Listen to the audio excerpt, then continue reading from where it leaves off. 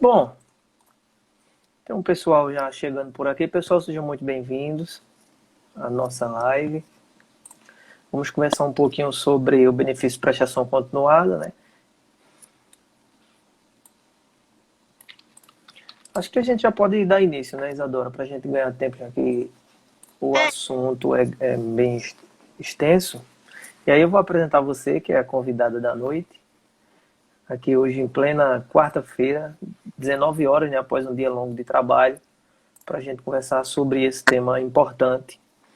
E, gente, como para quem não sabe, né, e até para reforçar para quem sabe, eu me chamo Adonis Lima, sou advogado especialista em direito previdenciário e a participante de hoje é a doutora Isadora, também especialista em direito previdenciário. O tema da nossa live de hoje é BPC-LOAS, benefício assistencial ao idoso e à pessoa com deficiência. E o nosso foco é mostrar para vocês, né, quais são os requisitos, quem pode receber, quais são as exigências, né, que são os requisitos, quais as mudanças recentes e tudo mais. Isadora, está me ouvindo bem? tô ouvindo. Bom, inicialmente, é importante a gente conversar, primeiro começar falando sobre o que é, né, o BPC-LOAS, um benefício que eu julgo ser de extrema importância para a sociedade, tendo em vista ser um benefício assistencial. E aí surgem muitas dúvidas, né, sobre acumulação, sobre o que é e tudo mais. Então, nós poderíamos dizer inicialmente que o BPC, que é o nome do benefício, né, que é o benefício de prestação continuada, LOA seria Lei Orgânica da Assistência Social, que é a lei que instituiu o benefício de prestação continuada, que veio para regulamentá-lo.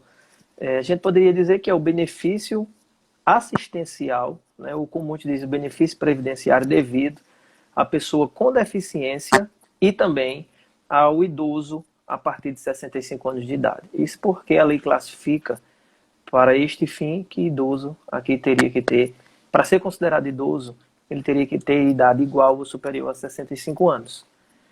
É um benefício que muita gente recebe e diz assim, me aposentei, né? Muitas vezes. Não sei se por aí essa é a sua realidade, Isadora. Acontece muito, porque às vezes o fato de você estar recebendo um salário mínimo do INSS, aí muitas pessoas acreditam que é de fato uma aposentadoria.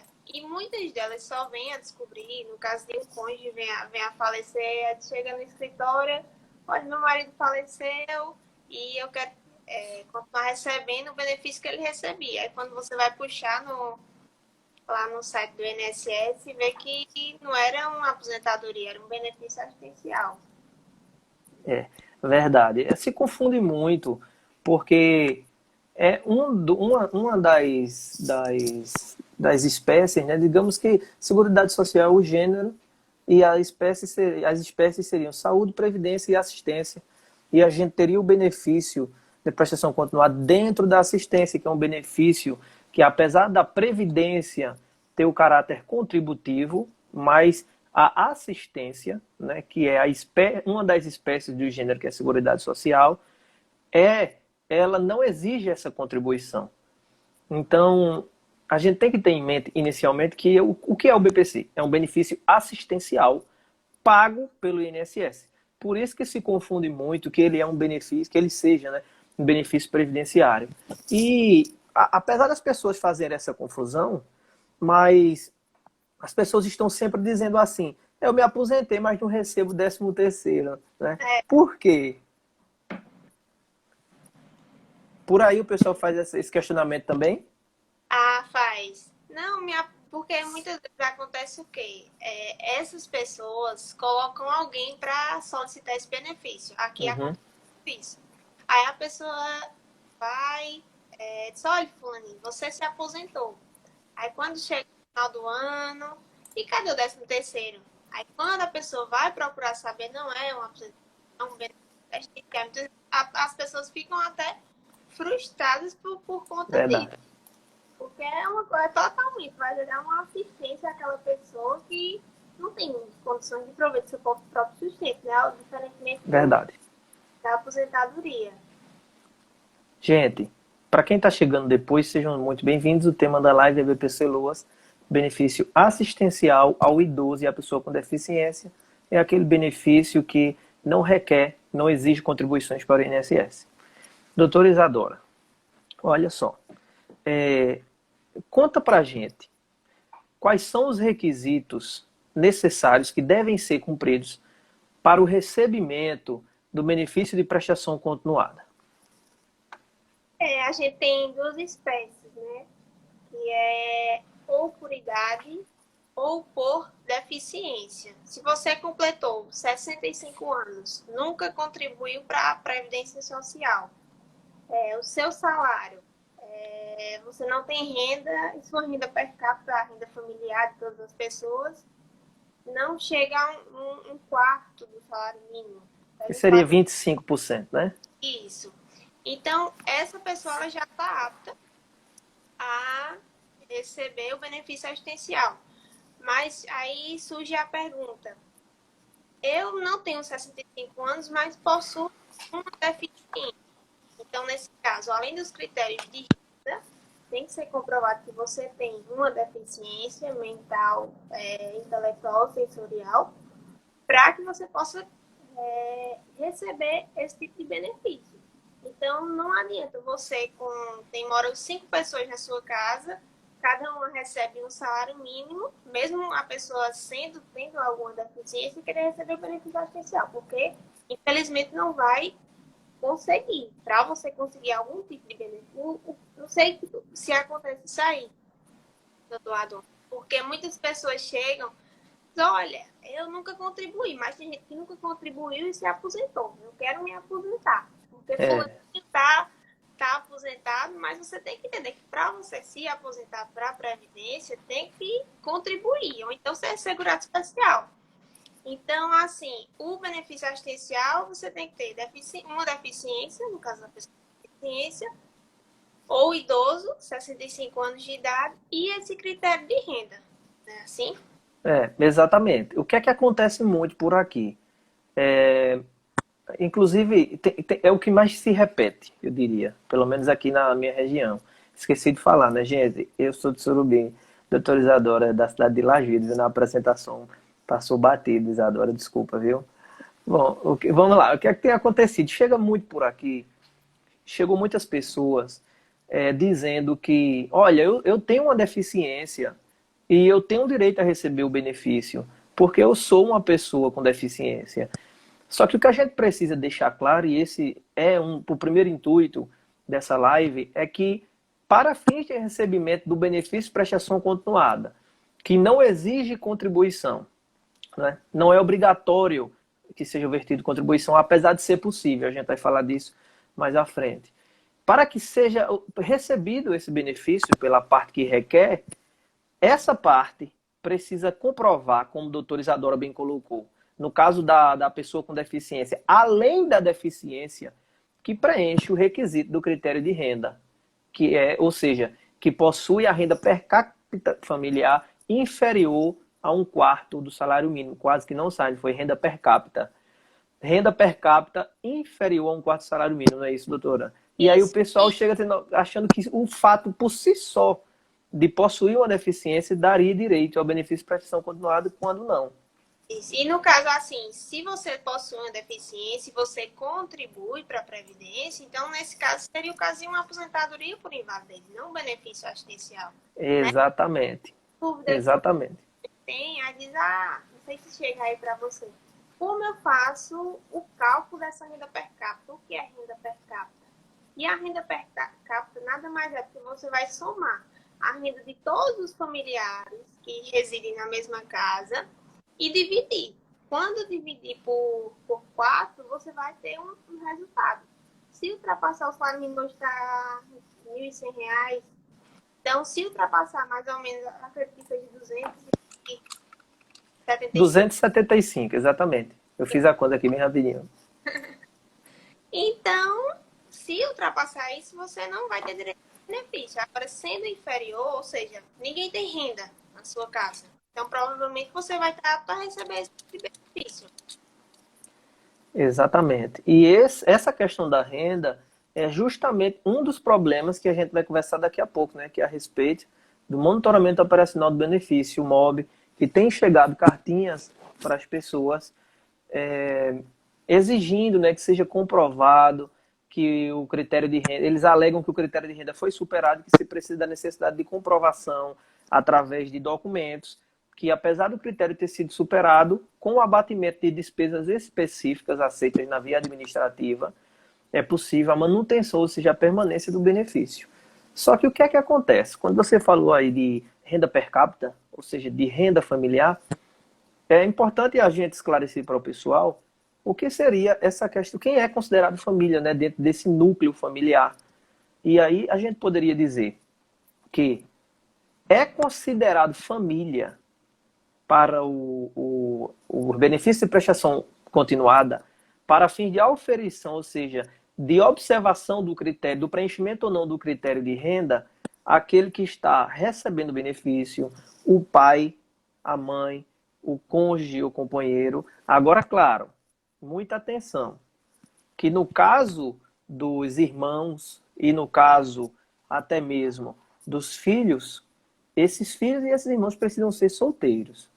Não é, doutora? Se eles não se... Porque o que é que se confunde muito? Vamos lá. O pessoal comparece ao CRAS, onde faz o cadastro do Bolsa Família, onde faz o cadastro do CadÚnico. Chega lá e coloca o nome de todas as pessoas que moram na casa. Só que muitas vezes moram os pais com um filho que é casado ou que mora junto. E a partir do momento que esse filho não é solteiro e possui uma união estável, um casamento, ele não faz mais parte do mesmo grupo familiar, apesar de morar sob o mesmo teto. E uma coisa que deve ser levada em consideração quando você for requerer um benefício assistencial, um dos principais documentos que tem que estar regularizado é o CadÚnico. Com Não adianta certeza. ter atualizado esse CadÚnico há 3, 4 anos, porque ali vai ser o principal documento que vai ser averiguado na questão de renda. E eu acredito também que seja o principal documento nessa questão do MOB. Com certeza. Porque muitas vezes eles pegam ali pessoas que ali recebam algum tipo de benefício e acabam enviando para por uma questão de que ultrapassou a renda. Então é importante esclarecer que se requerer um benefício assistencial, atualize seu CadÚnico. E se você já recebe um benefício, sempre mantenha o CadÚnico atualizado. Perfeito. Nós temos muitos problemas de suspensão do benefício do BPC, né, benefício de prestação continuada, por conta dessa não atualização do CadÚnico. E o que é que acontece muito, mas muito, e provavelmente foi além das justificativas políticas, né, que não é o nosso tema, o que justifica também esse monitoramento do INSS nos benefícios de prestação continuada com relação à renda é justamente esse cadastro único quando se colocam pessoas que não deveriam estar ali, ou, quando eu digo que não deveriam estar ali, são pessoas que, apesar de serem família, para fins do benefício, não são consideradas família para oferição, para análise do critério de renda. Então, o que é que acontece? Chocam-se os valores e o INSS envia essas cartas solicitando que a pessoa apresente documentação, porque o critério de um quarto do salário mínimo, né, que é 25%, hoje R$ 275, foi ultrapassado. Obviamente, né, que a gente tem, como o doutor Danilo bem colocou agora nos comentários, a flexibilização desse critério de renda, mas para fins da demanda judicializada, né? A partir do judiciário, realmente, de meio salário mínimo. Eu já vi até de valores superiores a meu salário mínimo, né, que se justificaram através de documentação médica, receituário médico e tudo mais. Claro, mas na via administrativa, diretamente com o INSS só tem aceito, pelo menos aqui na minha realidade, apesar da análise agora ser da fila nacional, né, se a nível Brasil, eu tenho percebido que o INSS não tem aceito quando supera um quarto salário mínimo, doutora. Não tem aceito.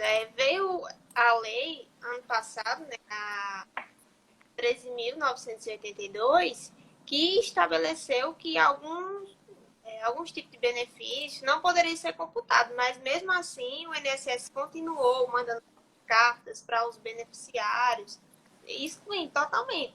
Aí veio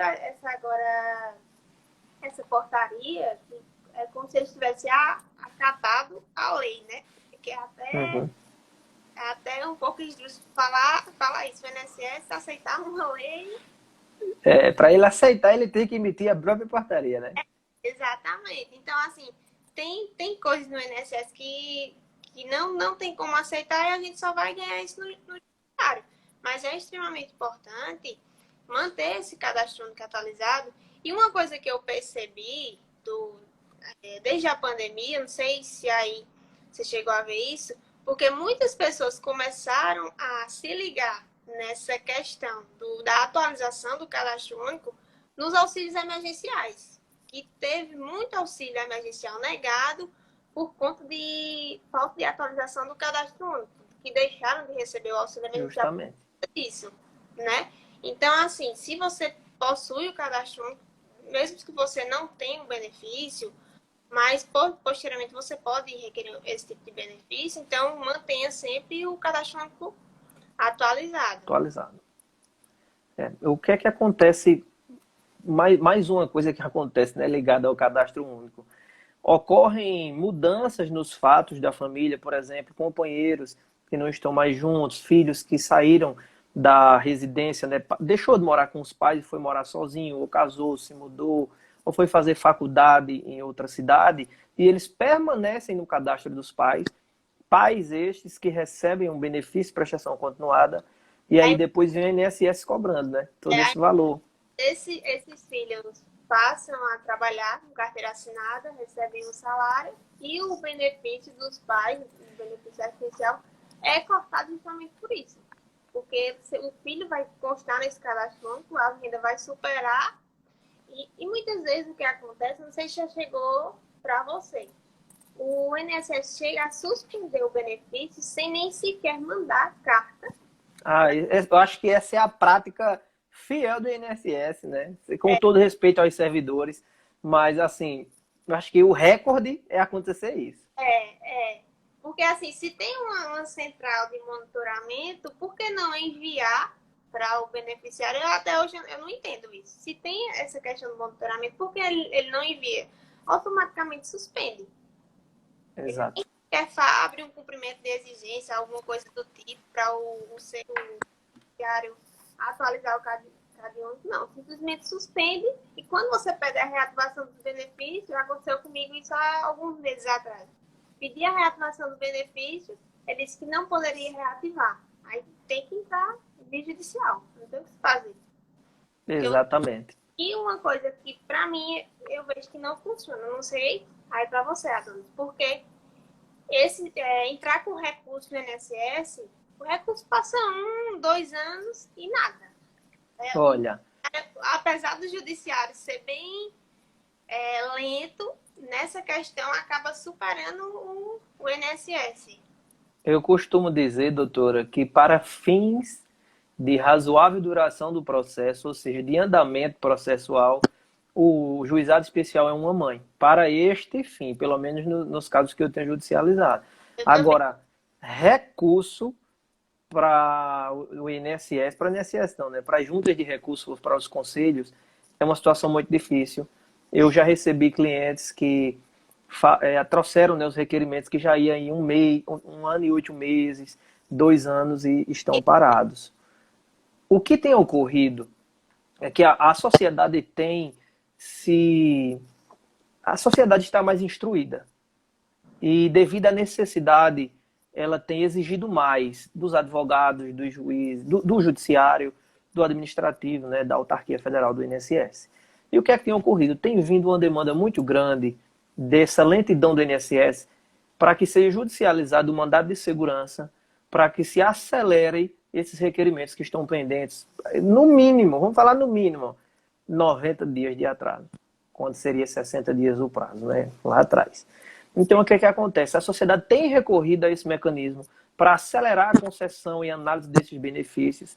E aí, uma autarquia, né, o INSS, que já tem poucos servidores, Agora, a pessoal da Junta de Recursos e do Conselho de Recursos, a estrutura toda, disponibilizou um setor específico para tratar com um pouco de servidores que já tem dessa demanda judicial, né, para cumprir essas análises, dessa demanda que vem através de mandado de segurança judicial. E a gente vê cada vez mais complexo e mais complicado essa questão de assistência do INSS, de análise, né, da velocidade de análise do INSS para esses benefícios. Mas, por um lado, é algo muito bom, porque vai chegar um ponto que o INSS não vai suportar mais tantos mandados de segurança. Os advogados, né, já estão entrando pedidos também de danos morais. Aí a gente já está entrando na parte de processo previdenciário, né? Mas vamos lá, deixa eu voltar aqui, porque minha cabeça vai longe. Olha só. É porque é tanta coisa, né? É verdade. O que é que acontece, gente? Eu vou fazer tipo um questionamento, doutora Isadora. É possível o recebimento de mais de um benefício de prestação continuada entre pessoas do mesmo grupo familiar, ou seja, na mesma casa moram 4 pessoas. É possível o recebimento de 2 delas ou de 3 delas, o recebimento de benefícios de prestação continuada simultâneos, um para cada um. É possível. Antes não era possível, né? Mas aí veio a lei, a 13.982, que concedeu isso, mais de uma pessoa receber o benefício assistencial. E também a questão de não for benefício assistencial, mas for um benefício de até um salário mínimo para uma pessoa que tem a idade superior a 65 anos, também passou a ser possível essa concessão. Ou seja, você recebe um benefício assistencial e outra pessoa da sua família, da sua casa, recebe também outro benefício assistencial. Então, é possível. Não vai ser auferido para a questão de renda essa outra pessoa que recebe benefício assistencial. Ainda bem que veio essa lei para regulamentar, veio essa questão, porque isso já era possível via judicial, mas aí veio o INSS, trouxe essa portaria e aceitou essa questão de popular esse benefício assistencial e não auferir a renda. Com relação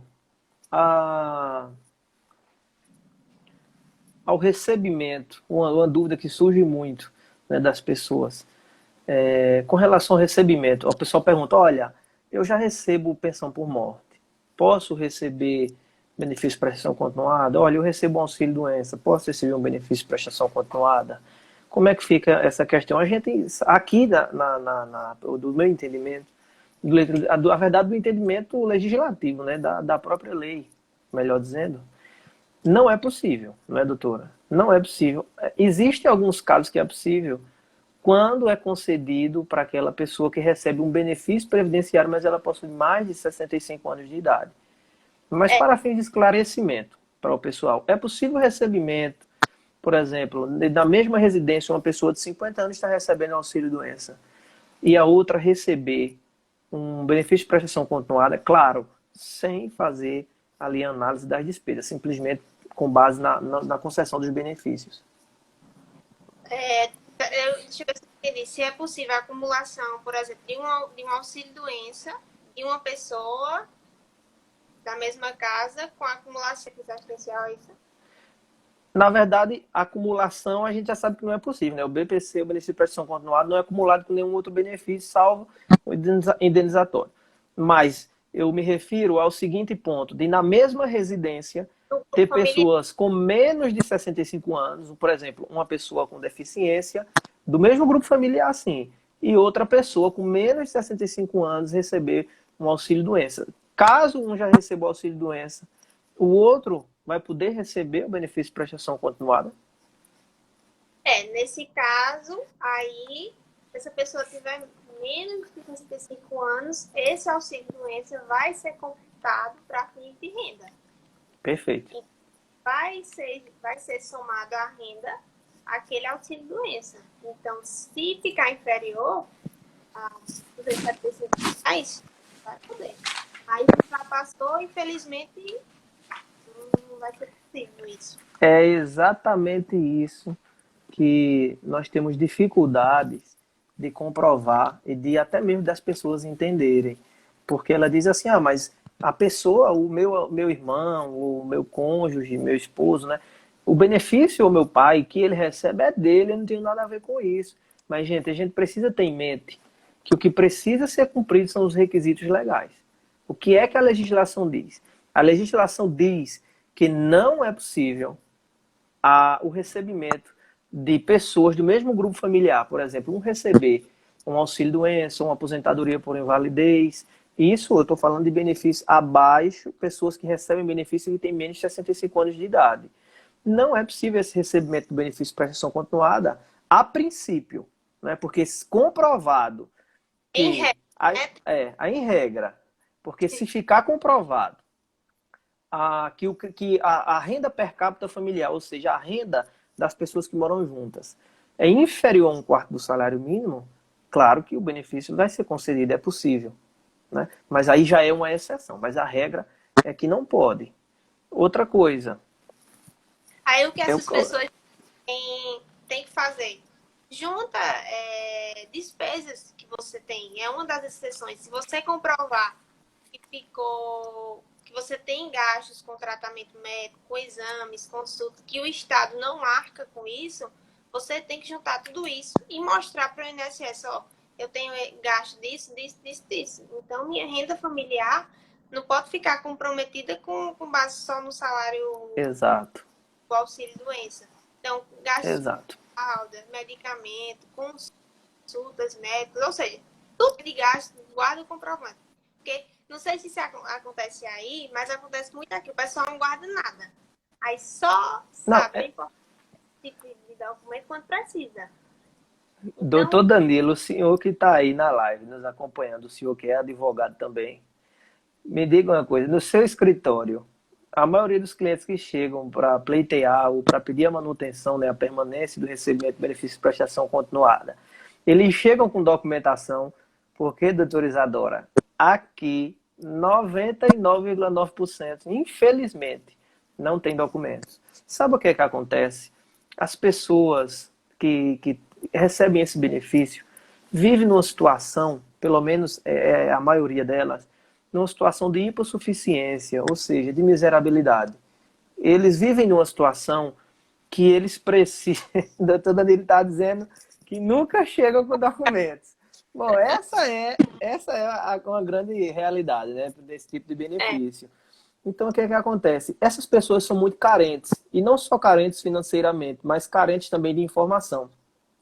E aí, o pouco que elas recebem, muitas delas, né, eu vejo, acontece muito aqui, muito comum no escritório, são mães que recebem Bolsa Família e que dependem do Bolsa Família para construir o lazer das crianças, construir, né, comprar, eu diria, a alimentação, a vestimenta. Então, assim, é uma situação muito difícil para as pessoas que recebem esse benefício, quando passam a receber, melhor dizendo, delas comprovarem o que fazem com esse dinheiro. Porque, veja, muitas dessas... E outra coisa, mas eu vou concluir para falar sobre a questão dos receituários e dos medicamentos, que é uma coisa que tem acontecido muito séria no meio aqui do INSS. O que é que acontece? Muitas dessas pessoas vão ao mercado, compram ali R$ 100, R$ 200, muitos compram uma cesta básica de R$ 60, porque o valor que recebe do benefício de prestação continuada, quando divide pelas despesas do lá, energia, água, internet, telefone celular, acabou, meu amigo, o dinheiro acaba. E outra, a gente não vive só de pagar contas, né? Eles não vivem só de pagar contas. Eles têm direito ao lazer, até porque o intuito da Constituição Federal e da Lei Orgânica da Assistência Social, ao estabelecer, né, que a assistência social iria conceder um benefício de um salário mínimo às pessoas que dele necessitassem, não era apenas que a pessoa vivesse numa situação melhorzinha. O intuito foi né, o Constituinte, ao elaborar, né, a Constituição Federal, posteriormente o Poder Legislativo, foi propiciar, ou seja, entregar aquelas pessoas que vivem nessa situação uma condição melhor de vida. E a gente vê que o INSS, os critérios estabelecidos, não tem essa mesma visão. A visão é se receber R$ 276 não tem direito ao benefício. Claro, a gente está falando da via administrativa, judicialmente é flexibilizado. Mas essa é a regra. Quando, na verdade, a gente sabe que um salário mínimo para os dias de hoje, com o aumento, principalmente agora, né, durante a permanência da pandemia, dessa luta, o dinheiro ficou muito minguado, muito pequeno, e essas pessoas enfrentam muitas dificuldades. Com relação, doutora, o doutor Danilo colocou aqui, eu mando eles darem uma volta e juntar as provas de despesas com medicação, alimentação, tratamento e etc. Bom, é esse ponto mesmo que a gente vai conversar agora, doutora. O que é que tem acontecido? Via administrativa, e em alguns casos judicial, eles não estão aceitando a mera apresentação de receituário médico, de laudo médico, de despesas com fraldas descartáveis, com alimentação especial e tudo mais, se não houver uma declaração do município e do estado atestando, ou seja, declarando que não está fornecendo. Agora me diga, é fácil para uma pessoa de baixo esclarecimento, de baixo conhecimento, fazer uma declaração, levar até a Secretaria de Saúde municipal e estadual e pedir essa negativa, doutor? Você já viu algum cliente seu, mesmo que, até mesmo ele mesmo levando, ele recebeu a resposta? Porque eu nunca vi. Não consegue de jeito nenhum. Do município é mais fácil conseguir. Agora do estado, possivelmente tem que se deslocar para outra cidade, ele não está podendo ir em outra cidade fazer uma consulta médica, quem dirá ir procurar algum órgão do estado para dar essa declaração. Exatamente. E quando eles se dirigem, às vezes acontece, quando precisa de algum medicamento, quando se dirige ao município, às vezes o município não tem, é obrigação do município, mas muitas vezes não possui esse medicamento, então o município não vai dar uma declaração de que ele não fornece... De livre espontânea vontade, jamais, né? Não vai dar. Porque ali vai ser o quê? Vai prejudicar o quê? O município. Então, ele não vai dar uma declaração à pessoa. Isso é muito difícil acontecer. E muitas vezes essas pessoas nem sequer são instruídas, não sabem chegar. E o que acontece... Muitos nem sabem assinar o próprio nome. Isso. É isso que acontece. Então, é uma coisa inviável. Porque a gente sabe que, apesar do Sistema Único de Saúde fornecer uma gama de medicamentos e tudo mais, muitas vezes no próprio município falta aquele medicamento. Aí a pessoa vai fazer o quê? Não tem que fazer, tem que comprar. São, de fato, muitas exigências que até fazem sentido. Eu entendo, por um lado, a segurança que a autarquia quer, porque a gente sabe que existe, de fato, muitas fraudes. Só que, no caso do segurado, que é a parte que tem menos força nessa relação, essa boa-fé é presumida. Não é? Apesar de existir as possibilidades aí de fraude, o INSS que prove a fraude e não penalizar os segurados, os beneficiários, com critérios que dificultem a concessão ou a permanência, né, manutenção desse benefício. Eu acredito que isso deveria ser flexibilizado. Agora, outro ponto. É possível que com o recebimento, apenas e por si só, que com o recebimento do benefício de prestação continuada, a pessoa, quando vier a falecer, deixe para a família, para os dependentes, uma pensão por morte? Não. Não, em regra, não. Porque... Esse é o problema. Porque o que acontece muitas vezes? A família necessitava daquele benefício assistencial que era o único meio de sustento daquele pessoal, daquela família. Então, a pessoa vem a falecer, o benefício é cortado. Então, de imediato, aquela família fica sem nenhum amparo. Sem nenhum tipo de renda. Quando recebe, é um Bolsa Família que não dá nem para colocar comida dentro de casa. Essa é verdade. A verdadeira realidade. O que a gente vê, ou melhor, o que existe de possibilidade, e aí é bom a gente registrar isso, para que as pessoas que estão nos ouvindo, que estão nos acompanhando, possam, inclusive, propagar essa informação para as pessoas que recebem esse benefício. Olha, a forma mais fácil de saber se a pessoa está recebendo benefício de prestação continuada ou qualquer outro benefício, é saber se ela recebe 13º. Se ela recebe aposentadoria por invalidez, tem 13º, auxílio-doença tem 13º, aposentadorias por idade ou por tempo de contribuição, aí pelas regras de transição ou pelo regime, né, da antiga Previdência, digamos assim, recebem 13º. O único benefício aí que não recebe esse 13º, desses que eu falei, é o benefício de prestação continuada. Então, vocês que conhecem alguém que recebe o benefício previdenciário, pergunte para ela, quando ela disser assim, eu sou aposentado, você recebe 13º. E outra coisa, o pessoal confunde muito. Auxílio-doença e benefício de prestação continuada com aposentadoria. Gente, é preciso ter muita atenção no tipo de benefício e buscar do seu advogado, da pessoa que levou o INSS ou do próprio servidor do INSS, qual foi o benefício que foi concedido. Isso porque, a depender do tipo de benefício, como por exemplo no benefício de prestação continuada, é possível que sejam vertidas contribuições, apesar de que a gente fica até pensando assim, como é que a pessoa que recebe benefício de prestação continuada, que o requisito é a renda familiar ser inferior a 25% do salário mínimo, ou seja, inferior a R$ 275 por mês por cabeça, como é que essa pessoa ainda vai tirar um valor X ou Y para contribuir para a Previdência? É difícil, mas é algo que precisa, né, precisa ser considerado e chamar a atenção dessas pessoas, porque o benefício de prestação continuada, como a doutora Isadora colocou, não dá direito, primeiro, a 13º, segundo, a pensão por morte aos dependentes. E aí a esposa, o companheiro ou os filhos que são dependentes, eles vão ficar sem a assistência que tinham quando, quando o seu supridor, né, o instituidor da pensão por morte, estaria em vida. Então, o que pode ser feito? Tem chegado para mim, inclusive, doutora, e no curso que nós estávamos fazendo ontem, até comentaram, de que pessoas que recebem benefício de prestação continuada, na verdade falaram que familiares ligados ao grupo familiar efetuavam essas contribuições que eu vou falar agora.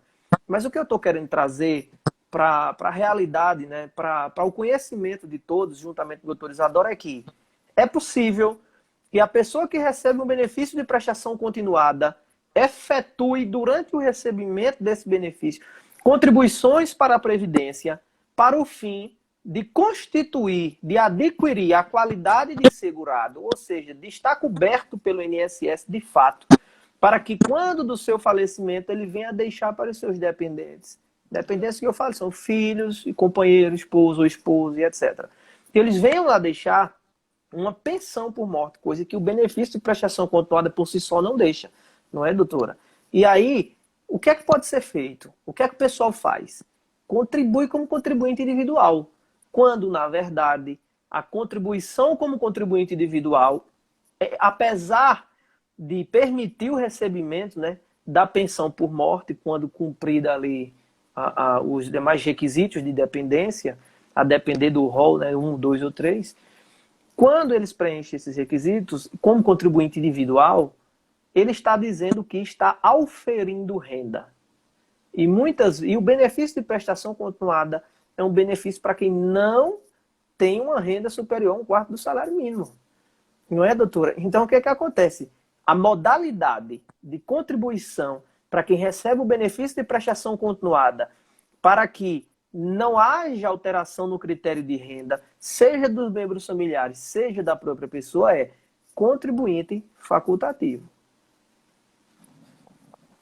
Exatamente, porque aí essa pessoa que recebia, era o único meio de renda dessa família, recebia salário mínimo do benefício assistencial. Essa pessoa vem a falecer e se ela estiver contribuindo, quando ela vier a falecer, vai deixar a família amparada com a pensão por morte. Agora, isso não vai acontecer se essa pessoa não contribuiu.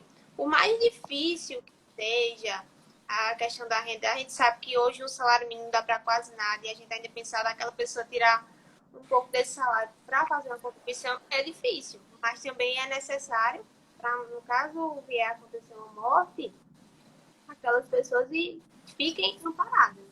Porque uma cliente me procurou alguns dias atrás, ela fez: doutora, nosso único meio de renda, eu tenho eu e mais 3 filhos, meu marido recebeu um benefício assistencial e agora ele veio a falecer, o que eu vou fazer? Aí você fica assim, Difícil. você não tem o que dizer para o cliente, por mais precária que é aquela situação, se é um benefício assistencial, o instituto veio a fazer, vai deixar aquela família toda desamparada. Então é de suma Verdade. importância a contribuição para que isso aconteça em caso de alguma morte. Importante a gente registrar também que essa contribuição para quem recebe um benefício de prestação continuada, ela não está apenas, não gera apenas o efeito da pensão por morte, tá, pessoal? O que é que acontece? Eu já presenciei, né, já tive aqui no escritório um caso desse, que eu vou falar agora. A pessoa trabalhou durante 13 anos com carteira assinada, e aí ela, após trabalhar os 13 anos, ela ficou desempregada, perdeu a qualidade de segurado e começou a receber um benefício de prestação continuada, que é o benefício que não tem direito, não dá direito a 13º, nem gera pensão por morte para os dependentes. Essa pessoa, quando veio ao escritório, eu orientei ela, assim como o doutor Danilo comentou ali embaixo, que se a pessoa estiver com uma possibilidade de falecimento, ele orienta a família que efetue uma contribuição. Nesse caso, a pessoa não estava com essa possibilidade, mas tirando a parte do falecimento, é algo similar. Como eu disse, a pessoa contribuiu durante 13 anos, ficou desempregado, passou-se um lapso temporal muito grande, superior aos 3 anos, né, que é a dos 10 anos de contribuição, que dá direito a um ano de qualidade de segurado, 12 meses aquela mais de um ano, né, com relação às pessoas que estão comprova a situação de desemprego, e a qualidade e um ano que é automática assim que é encerrado o vínculo. Então nós temos até 36 meses, ou seja, 3 anos, para a extensão da qualidade de segurado. Só que ela havia superado, havia ultrapassado esses 3 anos. Posteriormente, a pessoa veio a receber um benefício de prestação continuada, deu entrada, foi concedido, e aí veio ao escritório e disse, olha, um milagre, eu tenho conhecimento de que esse benefício não deixa pensão por morte, que esse benefício não dá direito a 13º, só que eu contribuí durante 13 anos, trabalhei, na verdade, para a empresa durante 13 anos.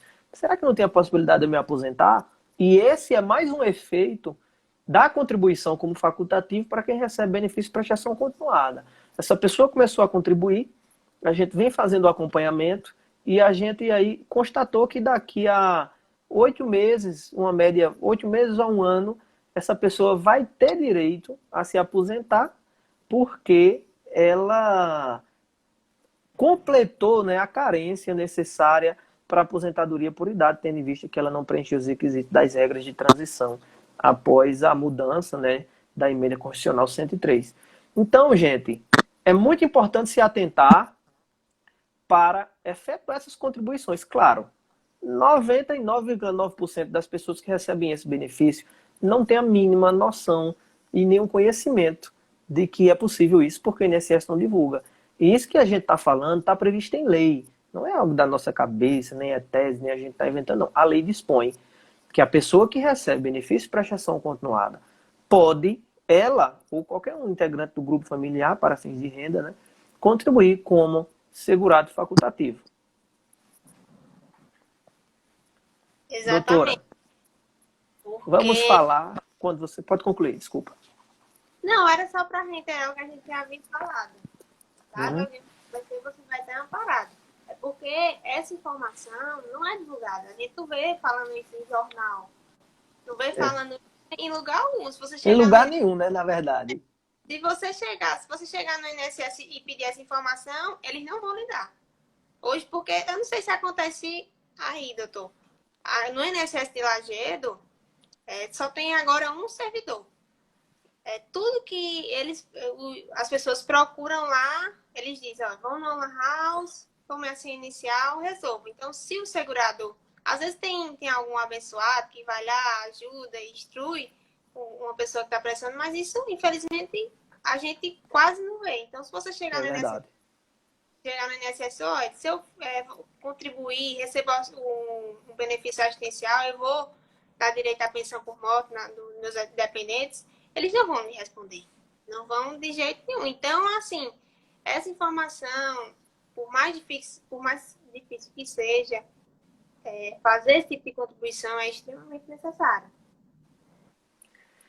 É isso mesmo, perfeito. Olha, eu vou mudar o cerne, né, da nossa discussão para a gente falar sobre a situação atual das pessoas que recebem benefício de prestação continuada. Dr. Danilo colocou aqui que a qualidade de segurado se estende para quem tem, por um ano, né, para quem tem mais de 120 contribuições. É isso mesmo. O que é, né, gente, qualidade de segurado? Quem é que está na qualidade de segurado? Resumindo, de forma bem breve. Está na qualidade de segurado é aquela pessoa que está empregada ou aquela pessoa que está contribuindo, vertendo contribuições, pagando todo mês para a Previdência. Ou está em gozo do período de graça. O que é o período de graça? Quando encerra as contribuições para a Previdência. Ou quando você está em situação de desemprego, você já tem um ano. Tá? E esse um ano ele pode ser prorrogado até 3 anos, 36 meses, só que precisa comprovar. Quando você está desempregado ou para de contribuir, automaticamente tem um ano coberto, chamado período de graça. Essa qualidade segurada desse período de graça se estende por mais 12 meses por um ano, quando tem mais de 120 contribuições. Salvo engano, deixa eu até fazer a conta aqui para dar a informação correta. Para quem tem mais de 10 anos de contribuição. Então, se você está desempregado ou parou de contribuir, tem um ano coberto de graça, que a gente chama de período de graça. Se você tem mais de 10 anos de contribuição, você tem mais um ano, então você tem agora 24 meses coberto. E se você comprova a situação de desemprego, você tem mais um ano. Então, a qualidade segurada durante o período de graça pode se estender de 1 ano até 3 anos para que seja realizado aí os pedidos, né, de auxílio-doença, aposentadoria por invalidez, entre outros. Voltando ao nosso... Isso é muito importante, porque as pessoas pensam eu contribuí, estava trabalhando, vinha contribuindo e saí da empresa. Aí elas pensam que vão ficar eternamente verdade. no INSS, porque um benefício que não precisa ser segurado é a aposentadoria. Mas caso você venha adoecer e precisar de um auxílio-doença, você tem que manter a qualidade de segurado para ter aquele tipo de benefício. Né? Perfeito, isso mesmo. Bom, vamos falar agora sobre o terror do beneficiário, né, do INSS. Eu gosto de colocar dessa forma, do assistido pelo INSS, que são as pessoas que recebem benefício de prestação continuada e recebem isso aqui, ó. Isso aqui é uma cartinha do INSS que quando chega... Não é para dar nenhum presente, não. Não, presente não. É um problema enorme. Eu já falei bastante. Eu vou deixar a senhora falar mais sobre isso. Conte pra gente o que é isso e os efeitos que isso causa na vida das pessoas que recebem um benefício de prestação continuada. Conte pra gente. Infelizmente. Em 2019, o INSS começou a fazer um pente fino desses benefícios. E isso só tende a aumentar, principalmente agora, em 2021, que está havendo outro pente fino. O pente fino nada mais é do que uma análise. Eles vão analisar se está tudo certinho, se você possui os mesmos requisitos. Mas aí chega uma cartinha, é um MOB, apresente uma defesa do MOB. O que é isso? O MOB nada mais é do que uma central de monitoramento de benefícios. É um sistema no qual os servidores do INSS passam a ver se possuem ainda os mesmos requisitos e se ele encontrar uma irregularidade ou achar que encontrou uma irregularidade, ele vai notificar você para apresentar uma defesa. Mas aí você chega, essa cartinha chega, você não faz nada, você não apresenta uma defesa, não procura um advogado para apresentar essa defesa para você. O que vai acontecer? Vai se passar alguns meses e posteriormente o benefício vai ser suspenso. E como chegou algumas semanas atrás, uma senhora, ela disse, olha, meu benefício foi suspenso, eu não sei o que aconteceu. Quando eu abro o que tem... Normalmente, né? Irregularidade do MOB. Porque quando você recebe essa cartinha, pode ser 2 fatores. Ou sua renda foi ultrapassada, ou ele de fato, quando você pode haver um indício de irregularidade. Alguns cartões têm indício de irregularidade. Ou seja, procurar para ver se tem mesmo essa irregularidade ou não. É quando você faz essa defesa. E algumas vezes além do indício de irregularidade, vem o quê? Uma cobrança de todo o período que o INSS acha que você recebeu o benefício indevidamente. Aí aparece lá 66 mil reais, 30 mil reais, aí as pessoas... 100 mil, 74 mil. Se espantam. E o que fazer? Você tem que apresentar a defesa. Se você não apresentar, seu benefício vai ser suspenso. Mas aí muitas pessoas se perguntam, mas essa defesa só pode ser apresentada por um advogado? Não, você pode apresentar a defesa. Agora você vai saber quais os argumentos são necessários para que você não tenha seu benefício suspenso ou ainda não tenha que pagar por esse débito que o INSS está cobrando. Então, é de suma importância você contratar alguém para realizar esse serviço para que isso não venha acontecer. Agora, o que acontece? Eu acredito que chega caso desse tipo aí para você. De fato, há uma irregularidade no benefício. E aí, o que fazer? O que você faz nesse caso? Minha amiga, se eu não fosse advogado, eu ia dizer, senta e chora. Mas como eu sou advogado, a gente tá aqui para resolver o problema que chega pra gente, né? A gente tá aqui, o problema pode ser do tamanho que for. Meu pai costuma dizer que advogado gosta de problema. Então vamos lá, né? Vamos resolver. Não vamos falar nem vamos resolver, vamos explanar, né? Expor melhor o que é que pode ser feito diante dessas situações. Gente, muita atenção. A gente já falou aqui que a gente precisa ter o cadastro único atualizado e tudo mais. A pessoa que recebe, eu costumo dizer, primeiramente, inicialmente, eu costumo dizer que não há nada que você queira requerer no INSS que você precise constituir advogado. Você pode ir no INSS e fazer a solicitação que você quiser, que o INSS vai dar andamento à sua solicitação, só que existe uma diferença. O advogado, principalmente o advogado especialista em direito previdenciário, ele se dedica integralmente às questões ligadas ao INSS, às questões ligadas aos benefícios previdenciários e benefícios assistenciais. Então, ele sabe o que a lei diz.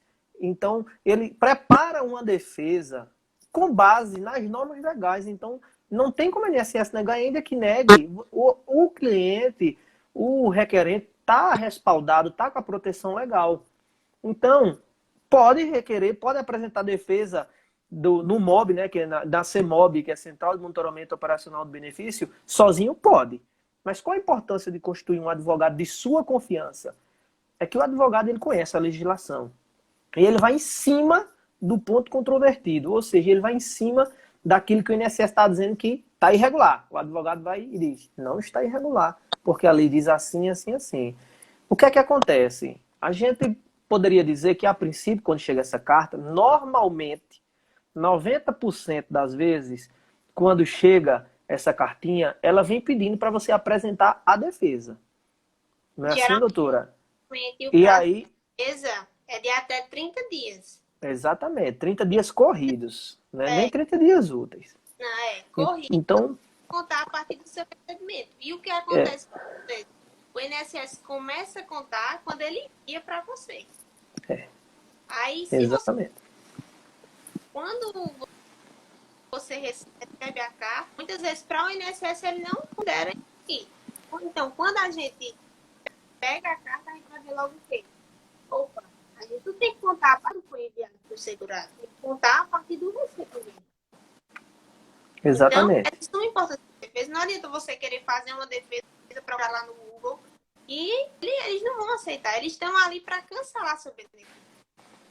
Aí uma cliente para mim com a carta, ela fez, doutora, a senhora está cobrando muito caro. Olha, infelizmente, apresentar isso aqui, a senhora está sem o benefício. Aí a senhora escolhe, prefere ficar sem o benefício ou ter que apresentar a defesa. Ela fez, pensando por esse lado, não está caro, não. É verdade. O que é que acontece? Quando chega, a gente tem aí os 30 dias para fazer a defesa. Se não for feita a defesa, enquanto está acontecendo, né, esse indício de irregularidade, esse suposto indício de irregularidade, e eles enviam essa carta da central de monitoramento para você apresentar a defesa, você tem 30 dias durante esse período. O benefício nem é bloqueado, nem suspenso, nem cancelado, ou cessado. Mas Só que... isso não quer dizer também que não vai ser suspenso. Não quer dizer, isso é a princípio. Só que, o que é que acontece? Muita gente chega no primeiro momento, mas muita gente chega no segundo momento, que é quando? Quando a INSS envia a cartinha, uns não recebem, outros recebem, só procura depois de muito tempo. E quando procura é por quê? Porque passado o prazo dos 30 dias, o INSS vai lá e suspende o benefício. Suspender o benefício é interromper o pagamento da rede bancária. O que é que o INSS faz? O INSS sequer tira o dinheiro da conta e envia para o banco, que é diferente do bloqueio. O bloqueio, quando há alguma irregularidade de atualização cadastral e etc., ele bloqueia o valor. Você chega no banco, o valor está na conta, mas você não consegue sacar nem transferir, não consegue fazer nada. Na suspensão, ele sequer chega a enviar. O INSS nem envia, o dinheiro fica no bolso dele, digamos assim, numa linguagem bem simples, nos cofres, né, da autarquia. E aí, quando você não apresenta a defesa, é suspenso. E aí, quando ocorre a suspensão, só há como fazer o desbloqueio se você entrar com um recurso. Inclusive, você recebe uma segunda cartinha falando que você precisa apresentar recurso porque não foi apresentada defesa inicialmente, e que lá já, embaixo, quando ele diz que você vai ter que apresentar recurso, ele já diz que é possível, caso não seja apresentado o recurso, a cobrança de valores no valor do período tanto de X a Y, no valor de 70 mil, 100 mil, 30 mil, 10 mil, a depender da análise do INSS. Passado esse período de recurso, 30 dias também, e você nem apresentou defesa lá, na primeira notificação, e na segunda notificação você não interpôs recurso, o que é que acontece? O benefício é cancelado, é cessado. Cessado o benefício, só tem como restabelecer de dois jeitos. Ou vai para a justiça, ou, na verdade, não é nem restabelecer de dois jeitos, né? Só tem um jeito de restabelecer, que é pedir o restabelecimento na via judicial, mas alguns juízes alegam falta de interesse de agir, ou seja, que você não poderia ir porque você não se manifestou quando provocado. Então, gente, muita atenção no recebimento dessas cartas. Outra coisa. Vai pegar muita carta muita. Você que recebe um benefício assistencial e uma pessoa foi aposentada recentemente, então mantenha o CAD único atualizado, porque essas cartas, a tendência é que elas só aumentem. Com certeza. E aí, o que é que acontece, gente? Recebeu a cartinha, você tem duas escolhas. Pesquisar um modelo no Google e fazer a sua defesa, que não é recomendável, tá? Ou procurar um advogado especialista em direito previdenciário para suprir essa sua demanda. E aqui eu não estou mandando você procurar a mim ou a doutora Isadora, não. Você procura um advogado de sua confiança. O advogado que você acredita que ele pode solucionar o seu problema, que ele pode apresentar essa defesa. Só que qual é o problema, né, doutora, dessas notificações? 99% das pessoas realmente estão com irregularidades. Aí não tem advogado que faça milagre. Porque há, de fato, uma superação de renda. Eu já vi casos de pessoas que recebem um benefício de prestação continuada e que é casado, né? Ou então tem uma união estável e que o companheiro tem uma renda de R$4.000, de R$3.500, quando deveria ser R$275 para cada. Então, assim, qual é o advogado que vai fazer um milagre num negócio desse? Não tem como. Então, você tem que...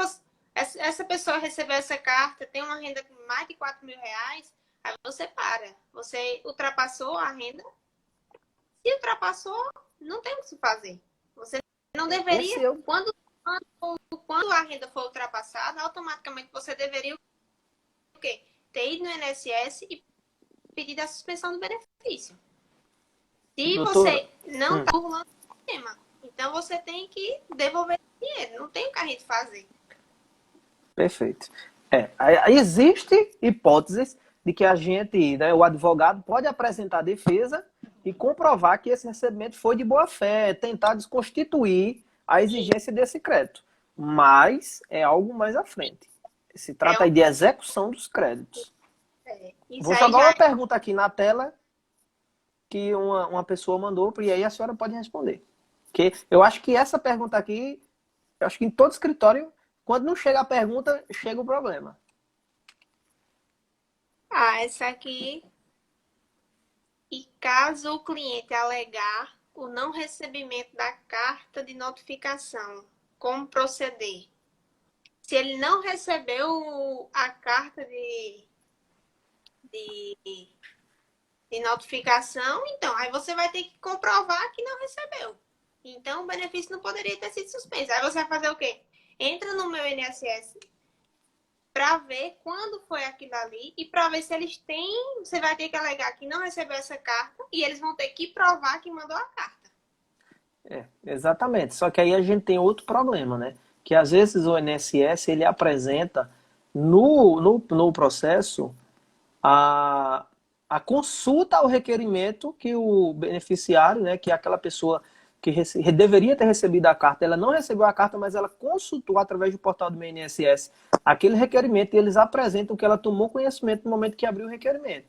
Então essa é mais uma questão, né? Abriu o portal, consultou o requerimento, viu o problema. Uma coisa é você não receber de maneira alguma. Outra coisa é você entrar no sistema, ver aquela notificação e fingir que aquilo não é para você. E esperar chegar a carta, né? Esperar chegar a carta. Se você tá vendo, então, de fato, acabou.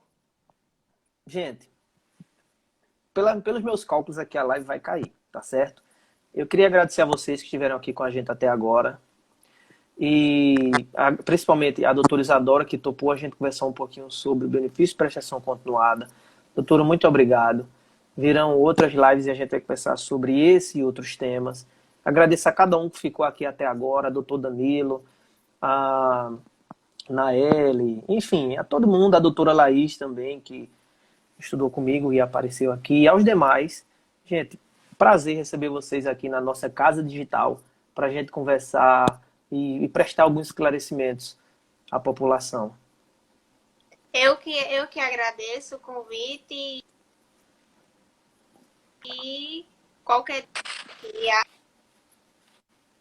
além desse, porque além do benefício de prestação continuada, o direito previdenciário tem várias nuances.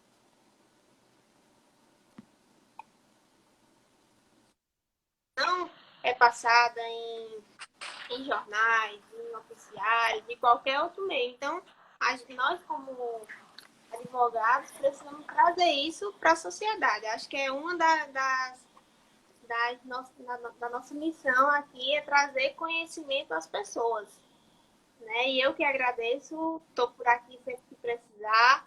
E agradeço também a todo mundo que se fez presente aqui, escutou a gente até agora. E obrigada. Gente, muito obrigado, doutora. Gratidão à senhora, a todo mundo que acompanhou a live. Faltou um minuto para cair, eu vou encerrar para evitar de cair no meio da nossa fala. Muito obrigado a todos. Para a semana tem mais assunto para a gente discutir aqui, tá bom? Um abraço, pessoal. Boa noite. Boa noite. Tchau, tchau.